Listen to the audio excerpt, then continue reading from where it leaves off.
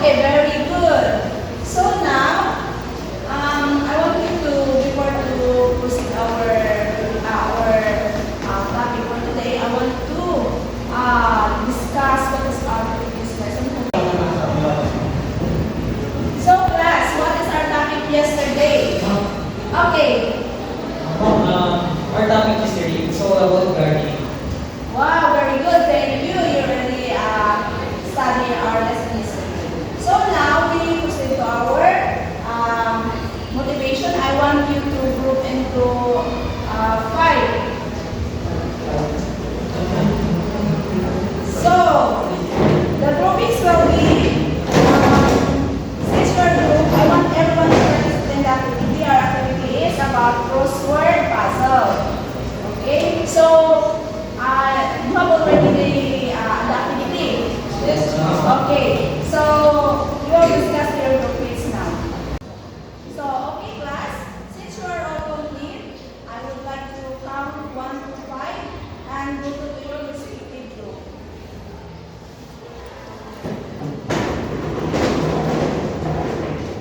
Okay, so lesson first, I would like to give you an instruction with what you're going to do. So since you're in a group, I want everyone to participate in the activity. Our activity is crossword puzzle.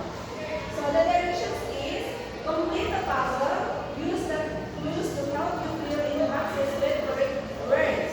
So the first to answer two questions will be the winner. So I will give the prize later. Okay? Okay, class? Okay, so you will start now. Okay, class, time is up. Okay, are you ready? Yes, ma'am. Okay. So, based on the activity, what do you think is our topic for today? Anyone?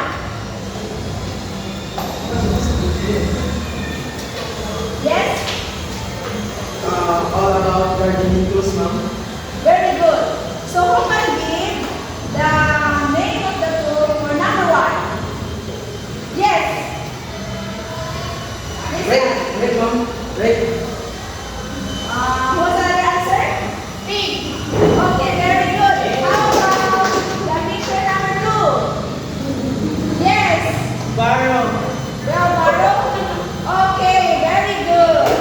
So, 1 versus 1.